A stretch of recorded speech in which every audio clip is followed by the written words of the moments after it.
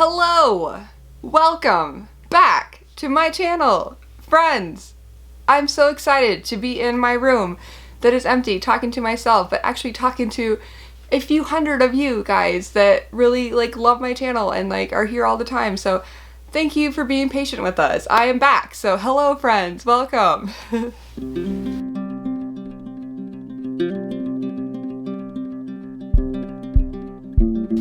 Hi guys. Welcome back to my channel. My name is Winter Hendrickson. If you don't know me, I have 4 children. We adopted them all. They're awesome. So that's our story. So that's our very brief story. I'm normally more precise, but I just wanted to come on here and tell you guys what's been going on in our life. A lot of things have happened in the last 3 weeks since we got back from Thailand. I cannot believe it has been only 3 weeks ago. It feels like months and months and months ago. Everyone could probably agree that March has been one of the longest months of our lives, and I could not agree more. I cannot believe it's finally April 1st. Wow, it was a long month. We had a great time in Thailand. It was wonderful, everything that we ever wanted. It was a great heritage trip for our sons who were born in Thailand, and we got to go to where their people were. It was just fantastic. You guys saw those videos. I'll link them below so you can watch our little trip. I even got this cute little Thailand shirt on. It's cute. It's trendy. Little tiger. It's cute.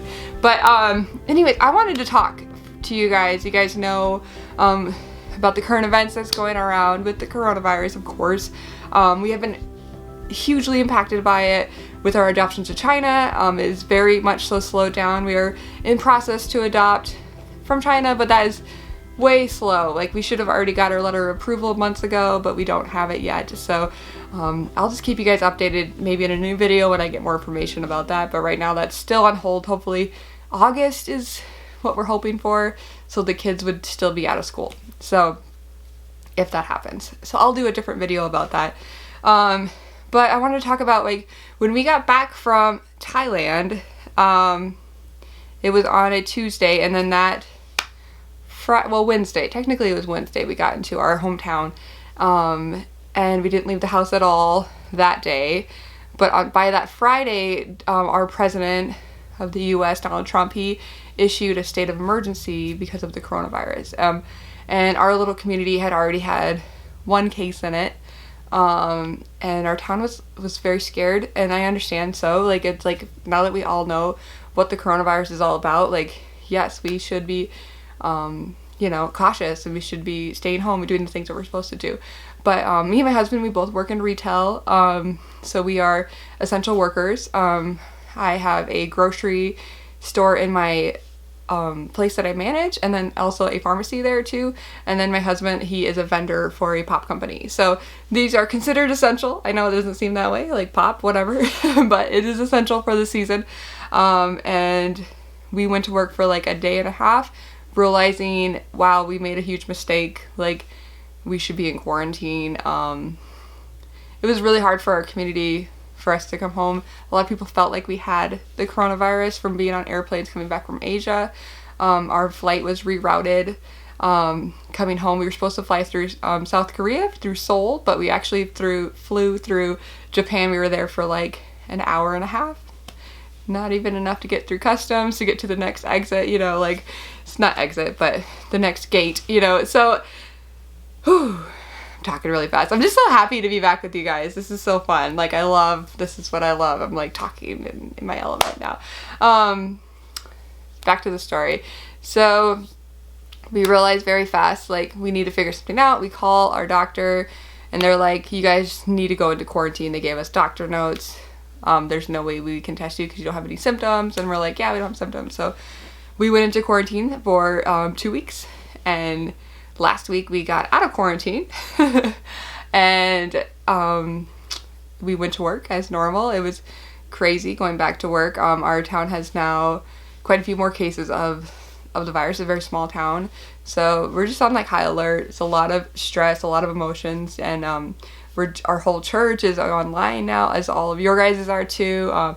We're doing prayer meetings online. We do Zoom calls for prayer meetings, which is fun. I really like it. It's kind of novel right now, but I really do miss people in that way. Being back at work was crazy for me. There's germs everywhere kind of thing. and just kind of like throw it all on top of it. We were getting into a homeschool like groove. We were doing homeschool for like a week and a half at that point with our kids. And we're kind of getting into a groove, and then we had to go to work full time, and I was like, ugh, this is hard. Now it's hard. Now I have to work and homeschool when I should be preparing for my trip to China, which isn't going to happen. We were supposed to fly to China here in April, but that's not going to happen, obviously, because of the virus as well. It puts everything on hold, honestly. But God is faithful, right? And so I feel, I usually don't feel bitter towards God at all throughout this whole process. Like, I feel like just he loves me so much, and like, you know, there's some horrible things happening, like even in our community, like there has been a death, and like it's been horrible and hard, but like God is still God, and he's still good, and I'm just not bitter about that. I'm so thankful that I still have that like heart. So just grateful, you know, really am grateful for just keeping that pure heart before God. But then so like the story thickens, guys, so I just wanted to like share it all. Sunday afternoon I started feeling some or Sunday morning I was at work, and I started feeling some tightness in my chest, and I had some coughing developing. I went home to get our kids ready for church. We have like online services now, so I got them up, and we were gonna have online church in our living room, and I checked my temperature during church, and it was a little like 99.5 or something. So I just texted my boss and said, these are my symptoms. I have shortness of breath, I have a tight chest, I have a little cough, and a 99.5 fever. And what do you want me to do? And he was like, no, you need to go home, you know, stay home, you know, like be responsible, like which a good employer is. They were responsible. And then the next day I had off, which is Monday, and I called my clinic, and they wanted me to get tested for the coronavirus, or not right away. I guess they had me come in first, and then they wanted me to get tested for the coronavirus. And I felt like so strange because my symptoms are so mild, you know, like, and I felt like, you know, like even now I'm kind of out of breath. You can kind of hear it a little bit. I'm a little more airy than normal. So I was like, okay, like this is kind of the only way that we can get you back working because you're an essential worker. And I was like, okay, I understand that. I can do that. So I went and I got tested for the coronavirus, guys. That happened.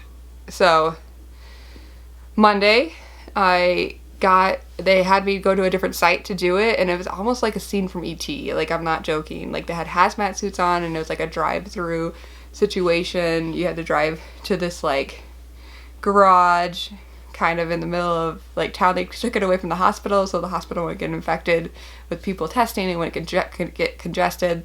Stuff like that. I mean, it was smart. I mean, I love what, you know, these people are so smart. Like, what they're doing is amazing.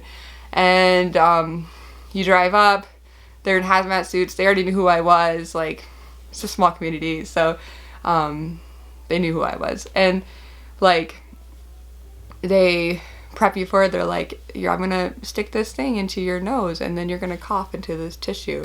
So they take this long Q-tip, to test you for the coronavirus, and they have, like, some solution on it that's kind of weird. It's kind of yellowy. It's almost like, it's just like a Q-tip.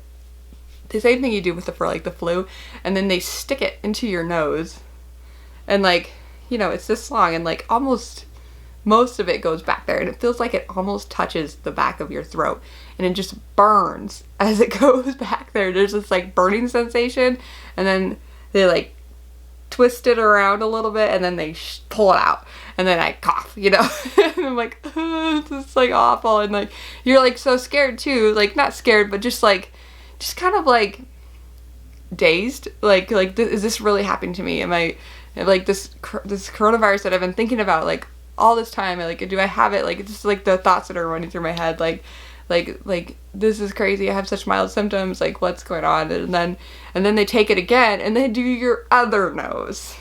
And I actually coughed while he was doing it, and I was like, I'm sorry, I coughed. And he was like, nope, that's why I wear this hazmat suit. They're so nice, you know, like these guys are so nice, like risking their lives like daily to make sure people get tested and make sure to do it properly, and super awesome, right? People. So guys, I got tested for the coronavirus. So that was wild.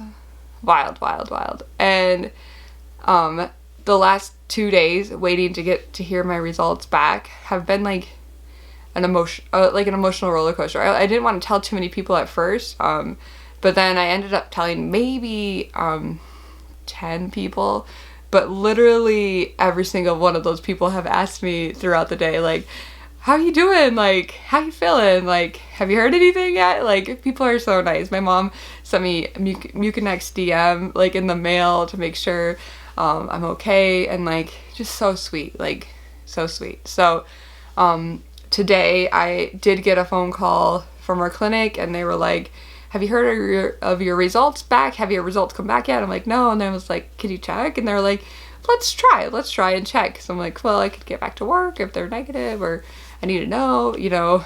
I mean, I'm like thinking in my head, I'm like, I'm so glad I've only been to work. I haven't even been to our Walmart in town. Like, I didn't go anywhere at all. So just grateful that I was only doing a few things. And then she called back like 30 minutes later and was like, your tests are negative. So I was like, yay. I had like just one little tear of just joy. I was like, that's just so great.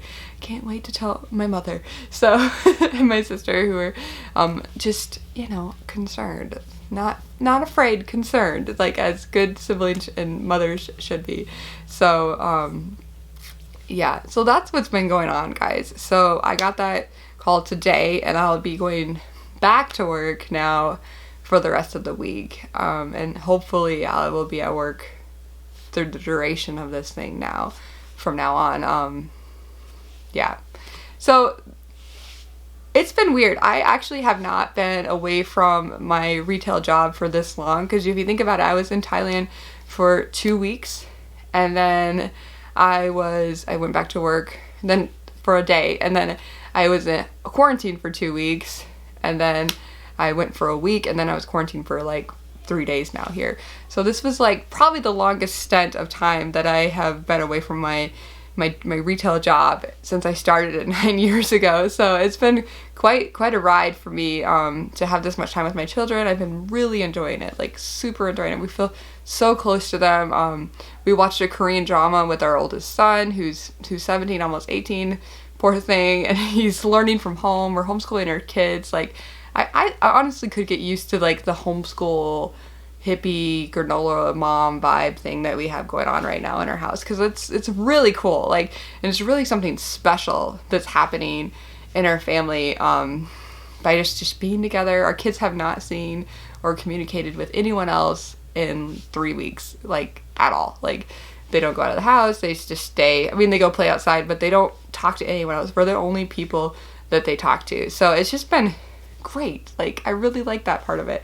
Obviously we are praying. We've been praying since the end of January for the coronavirus to end, since we have been affected with this through our adoption. So we just absolutely hate the coronavirus, and we just like super take it seriously, what's going on in the world, and like we pray regularly. Our church has prayer meetings regularly. Actually, on Tuesdays and Thursday nights we have prayer meetings to end the coronavirus. So that's what's going on. That's what's happening in our family with the coronavirus, and hopefully our life will be boring now. That's my prayer, that it would just be like, we go to work, we come home, we go to work, and we come home, and that nothing else will happen. We won't get sick anymore, and things, and then we can just go to life as normal again. So those are my prayers for right now, and my prayers for you guys too, to be healthy and whole. Like, why don't you guys just put in like the comments below what's going on in your life? Like, I want to hear from you. I really do. I want to hear what's happening to you. I had a couple people reach out to me this week, like, and email me, and I was like, wow, like, they messaged me just saying like, hey, I'm actually going to be adopting soon. Like, I watch your YouTube videos, and I was like, that's great. Like, I love that stuff. So please just like put stuff below. I'll try to respond to it when I can. Like, we're just like, you know, here, we're hanging out. So if you need a place to, you know, talk and say something, you know, this thing is real, and trauma is real from this. I said on a little post on Facebook recently that we are experiencing some of the trauma that our children are faced when they come into foster care. But how much more are they experiencing when like your life gets turned upside down from not having to go anywhere? Could you imagine your child, like, all new people, whole new house, whole new rules, whole new everything, and so much loss. So like, I'm just trying to put that all into perspective during this time, and just trying to embrace what God's teaching me and learning. So anyways, guys, I know you guys all have been affected by this, so please let us know how we can help you and pray for you. And we'll see you guys in the next video. I have some great news coming up for you guys, so something fun that you guys can do while you're in quarantine. So I'll see you guys next time. Bye, guys.